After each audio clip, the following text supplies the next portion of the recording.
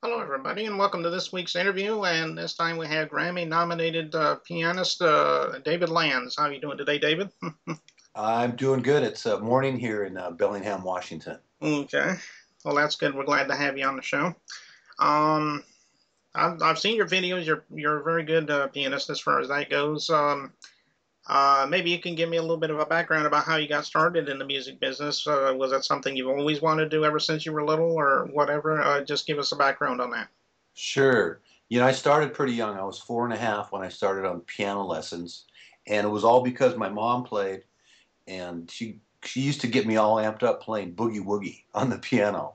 So as a little kid, I wanted to play fun music. So it kind of I tried to go past some of the classical music that wasn't my favorite when I was a kid, but I got into rock and roll very early, and I was about 13 when the Beatles became a big phenomenon, and ever since then I've just been playing the music that I loved, and I started composing my own music when I was about 10.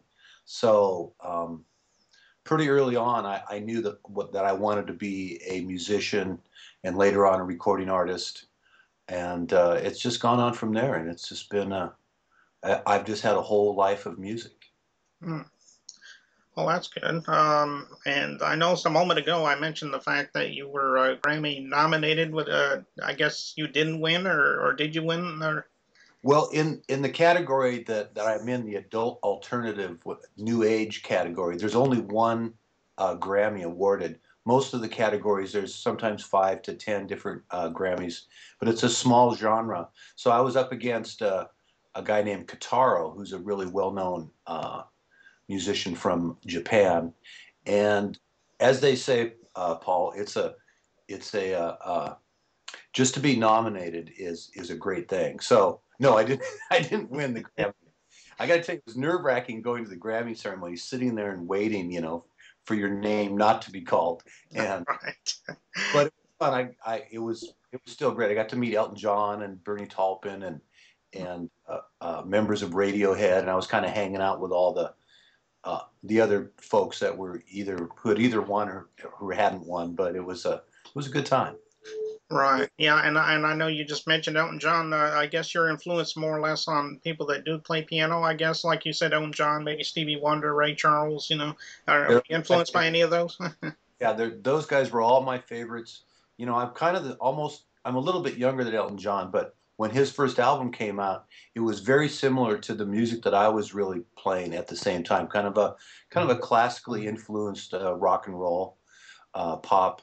But Ray Charles was a very early influence. My mom played a lot of that as I was growing up, and yeah, and I love jazz, and I love Jerry Lee Lewis, and so yeah, just there's so many great piano players out there over the years that have been you know influences on my playing. hmm Well, that's good to know. Now, I know you have some albums out. Would you like to tell me a little bit about some of the albums you have out? Sure. Well, let's see. I started recording back in the '80s. I've got about 30 albums out, so there's been Oh, quite I see. a few. So what I did, I've done quite a few just solo piano recordings. Like my brand new record is it's called Christofori's Dream Re-envisioned. Christofori's Dream originally came out in 1988, and it was a fully produced album with strings. I had Matthew Fisher from the English group Procol Harum collaborating with me on a rendition of A Whiter Shade of Pale. But I did a re-recording of the entire album, but it's all done on solo piano. So I have a number of solo piano records. I have some. I did an album in the early '90s called Skyline Fire Dance with an 80-piece orchestra. And then my ex partner and producer in the studio, Paul Spear, we did a number of recordings, and people called that like new age rock and roll, and it was with electric guitars, and so there's quite a variety of things. And if people go to davidlanz.com, they can hear the samples and they can take a look at the work, and it's it's many and varied, as they say. Okay.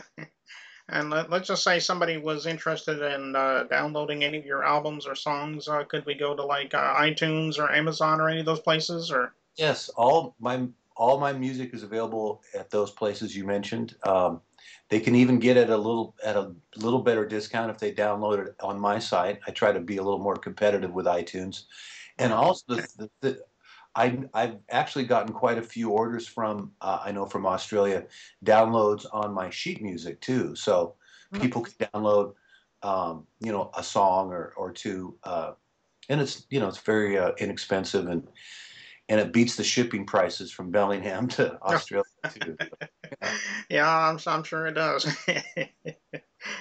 Okay, well, we appreciate you taking the time to talk with us. We're just about out of time, but I just want to let you know if you have anything new to plug in the future, just let me know, and we'll be glad to have you back on sometime. Great, great. Well, it's nice chatting with you, Paul. It's my first chat to Australia, so it was nice to make your acquaintance and have a great day. Okay, well, thank you very much, and we'll be right back. Okay.